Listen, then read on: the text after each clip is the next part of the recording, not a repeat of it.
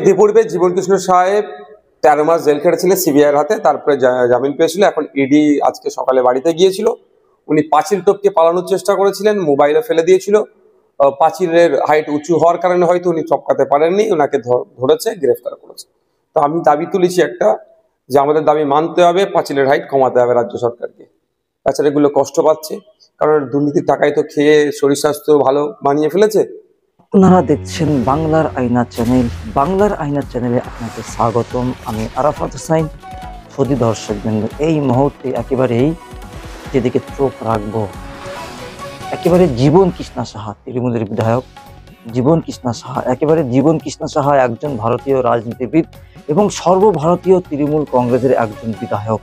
2021 সালের পশ্চিমবঙ্গ বিধানসভার নির্বাচনে তিনি বুরআন নির্বাচনী এলাকা থেকে নির্বাচিত হন। একেবারে এই 17 এপ্রিল 2023 সালে ওই সিবিআই কিন্তু তাকে state school service commission SSC নিয়োগ দুর্নীতির কেলেঙ্কারির অভিযোগে তাকে সিবিআই রেড করেছিল। ঠিক তেমনই ভাবে 2025 সালে একেবারে দেখতে পাচ্ছি আজকের এই সোশ্যাল মিডিয়া তোলপাড়। শুধু দর্শক এই মুহূর্তেই জীবন কৃষ্ণা সাহার কি পরিণতি দেখুন। একেবারে মোবাইলকে প্রত্যেকবারেই ফার্স্ট বার সেকেন্ড বারেই যখন সিবিআই রেড করেছিল তখন কিন্তু মোবাইলটাকে সরে ফেলে দিয়েছিল। যে ভিডিও আপনাদেরকে দেখাচ্ছি, একেবারেই পুকুরের পানিকে শুকিয়ে দিয়ে সেই পুকুর থেকেই সেই মোবাইলকে উদ্ধার করা হয়েছিল। ঠিক তেমনই হবে এবারে কিন্তু মোবাইলটা একেবারে তেমন পুকুরের মধ্যে বা কোনো এক জায়গায় ফেলে দেওয়ার চেষ্টা হয়েছিল, কিন্তু ইডি তার আগেই কিন্তু এই খবরটি রেখে সেইভাবেই রেড করেছিল। শুধু দর্শক চলুন সরাসরি এবার দেখতে পাচ্ছেন, এবারে হাতে নাতেই একেবারে ধরলেন। ठीक, ये फोन फेंक दिया था क्या?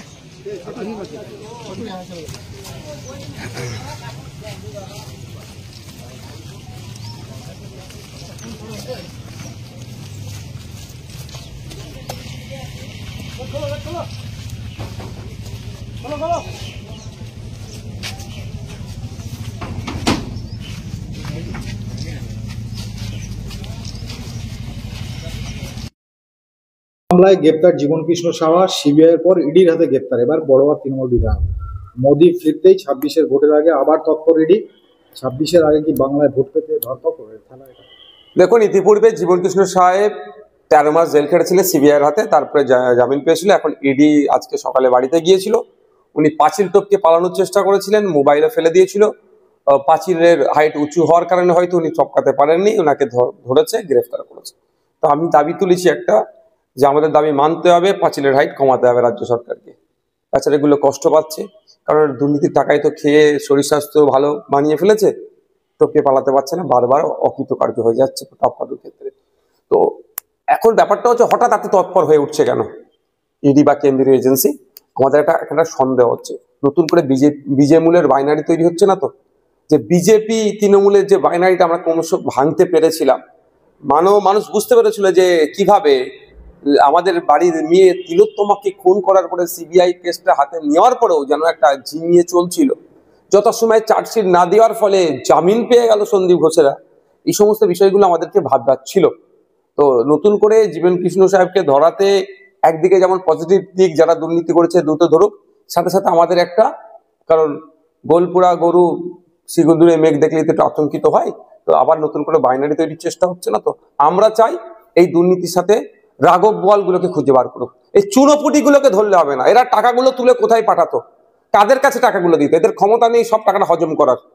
যদি ক্ষমতা থাকতো সব টাকাটা হজম করার, তাহলে ওকে অ্যারেস্ট হতে হতো না। কিন্তু যারা হজম করে নিল, যাদের কাছে টাকাটা তুলে পাঠাতো, অর্থাৎ দুর্নীতি করতো, দুর্নীতির টাকাটা পাঠাতো, তাদেরকে খুঁজে বার করা। সেই রাঘব বোয়ালগুলোকে ধরা হোক, ধরে তাদেরকে জেলের মধ্যে রাখা হোক। শিক্ষা একটা পুরো প্রজন্মকে শেষ করে দিয়েছে দুর্নীতির কারণে। আজকে উচ্চশিক্ষায় শিক্ষিত হতে মানুষের অনীহা। আপনি খোঁজ নিয়ে দেখুন, ক্যালকাটা ইউনিভার্সিটির কথা যদি বলি, প্রায় 50% সিট এখনো খালি রয়ে গেছে, অর্থাৎ ভর্তি হয়নি। কেন? কারণটা কি?